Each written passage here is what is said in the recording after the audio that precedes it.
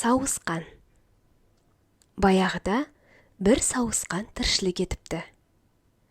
Кіп-кішкентай түріне қарамай мансапқор болыпты. Бірақ қанша тыраштанса да мансап бұйырмапты. Қанша армандаса да арманына жете алмапты. Орда бұзар 30-дан асып, қамалалар 40-қа жақындағанда тіпті мазасызданып кетіпті. Құдай оған арыстандай айбатты, қырандай қанатты, қасқырдай сесті, тіпті түлкінікіндей болса да тісті бұйыртпапты. Тек алақанат пен мақтанғұмар мінез беріпті. Ішін кеулеп алған құмар оған маза таптырмапты. Ақыры ол айналасындағы өзінен мықтылардың бәрін ебін тауып қырып жоюды көздепті. Өзінің әлі келетін құрт-құмырсқа, бақа-шаянға билік жүргізіп, жалғанды жалғыз билеп отыруға құмартыпты. Бір жақсысы аспанда қалықтап ұшалады. Сол артықшылығын пайдалануды ойлапты. Көк аспанда әрі-бері ұшып тыным таппай, не істерін білмей, әлі келер қара кезікпей, кіл мықтыға іштей кіжініп жүргенде, алыстан мылтық асынып атқа мінген бір адамды көзі шалады. Дереу қасына ұшып барып, «Адам, мынау сорайған мылтығыңа қарап, аң аулауға шыққаныңды байқап тұрмын. Қандай аң керек, айтыңыз. Мен көктен бақылап, қай аңның қай маңда жүргенін айтып беремін», деді. Іздегені алдынан оңай шыққанға қуанған адам аясын ба? Бірден, «Арыстан еді іздегенім», деді. «Онда мені мұқият тыңда. Мен ұшып барып, бір жерде дамыл таппай қанат қақсам, сол маңда арыстан жүр деген белгі бергенім. Келде атып ал». «Түсіндім», деген адам. «Қарымтасына не сұрайсың?» деді. «Осы маңдағы бүткіл азулы аң мен тұяқты құсты түгел атып алсаң болды. Маған бергенің сол болсын», деді сауысқан. Адам, бұл бір қызық сауысқан екен, деп ойланып қалды. Сауысқан алыс қашпады. Бір жерге барып, жыланға арбалғандай қанат қағып қатты да қалды.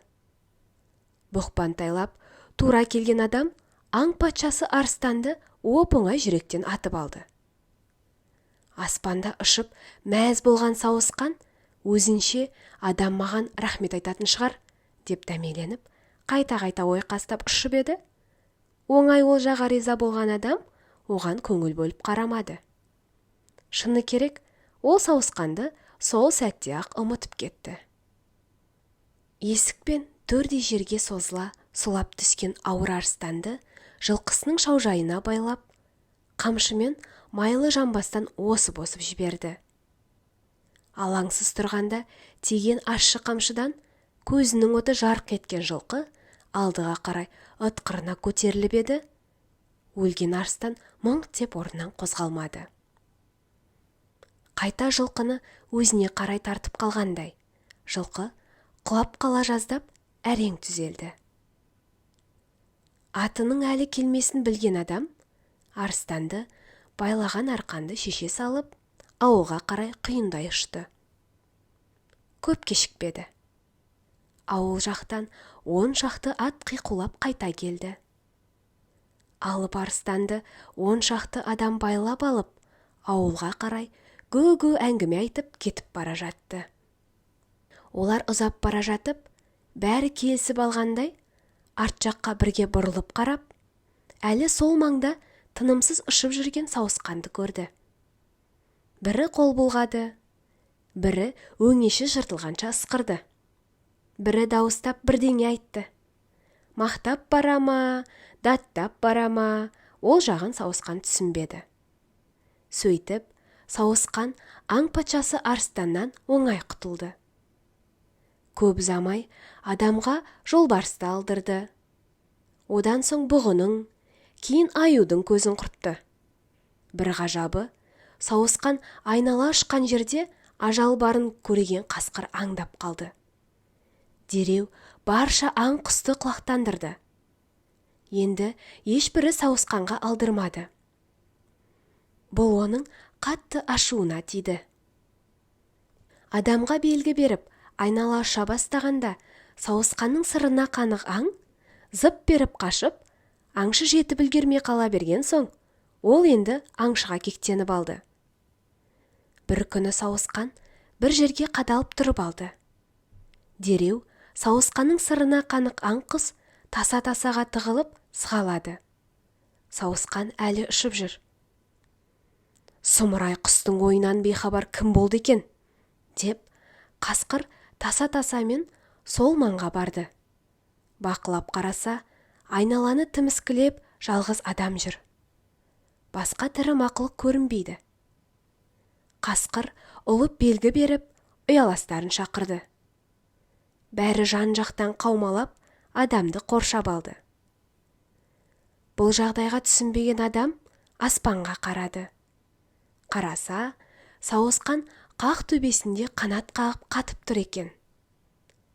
Сауысқанның жымысқы сырын, ешкімді аямас жауыздығын сезе қойған адам тез ес жиып, атына 8 өріп жуан қамшы басты. Қорқыныш, бір жағы ашу қысқан адам қамшыны қатты сілтеп жіберді. Ауаны тіле сусылдап келген қамшы аттың екі бұтының арасына қате тиіп, ат аспанға ышқына бір секіріп, қоршап алған қасқырды бұйымқұрлы көрмей төбесінен бір-ақ қарғыды. Тілерсегі дірілдеп, арбауға түскен аттың аяқасты қылғына таңғала қарап қалған қасқырлар атпен бірге аспанға одан бұрқ еткізіп шаңдата түсіп, жосып бара жатқан жағына ауыздарын ашып, сілекейі шұбырып қарап қалды. Ойламаған жерден ауызға өзі кеп түскен астан осылай аяқасты айрылды. Ал сауысқан аспанда қалықтап ұшып жүрді де, бірдеңе деп саңқылдады. Оны тыңдауға қасқырларда қош болмады. Сол күннен кейін сатқын сауысқанға адам да, аң да өш болып алды. Адам сауысқанды көрінген жерде себепсізден себепсіз атып өлтіріп кете беретін болды. Сауысқанның өлі денесі өзі басшылық еткісі келген құрт-құмырсқаға жем болып, әр жерде бір шашылып жатты. Ал сауысқан деген құс атаулы өмірге сауысқан боп келгеніне өкінетін күйге жетті.